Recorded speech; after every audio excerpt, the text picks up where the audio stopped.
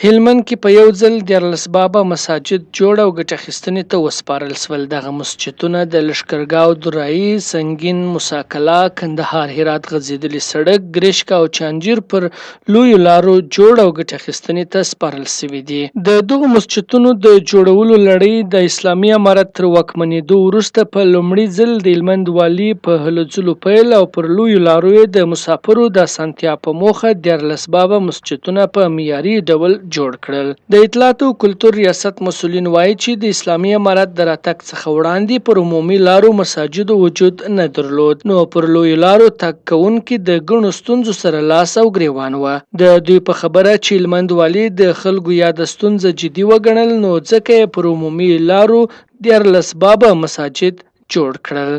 مخکې پر عمومي شارعګانو باندې مساجدو وجود نه درلودی، نو مسافر به د لارې د تګ راتګ پر مهال باندې چې به کله د لمانځه وخت شو د ډیرو زیاتو ستونزو سره به مخامخ وو.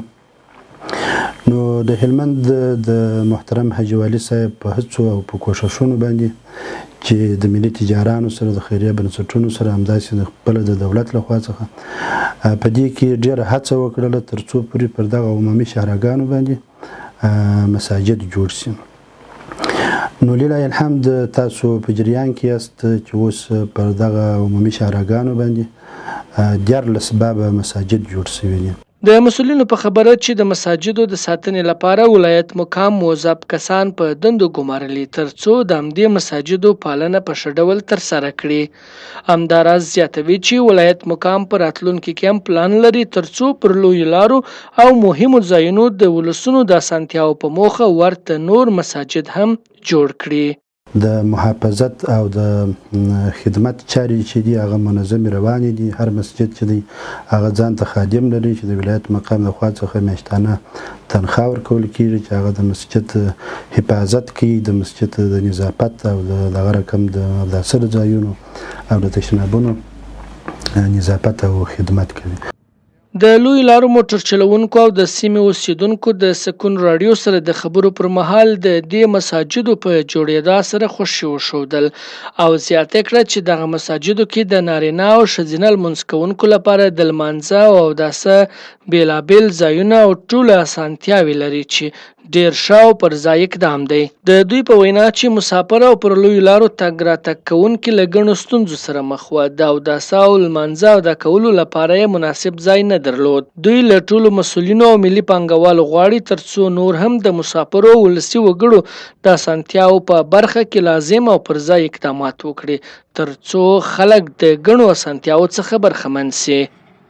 دا ډیر د شکر او د حمد ځای دی چې پر عام لارو باندې دومره غټ خدمتونه وسوه، لکه مسجد چې هغه بل بیلګه د خصوصا دا د چې هغه د زنانو د لپاره هم خدمت پکې شوی دی، ځکه چې دلته ډیره سخت اړتیا وه. دلته به موټر خرابېدله او موټر به درېدله، د خلکو ډیر سخت ضرورت و چې د لاس او د نورو شانو د پریولو لپاره به څک اوبه هم نه وي. اوس الحمدلله مسجدان بنا سوله، د نارینه او زنانه مسجدان مساجد لله الحمد جوړ شوي دي. د زنانه ځای جلا دی، د مردانه ځای جلا دی، ښه سهولتونه دي، ښه تشنابونه دي، ښه اوبه اسانه دي.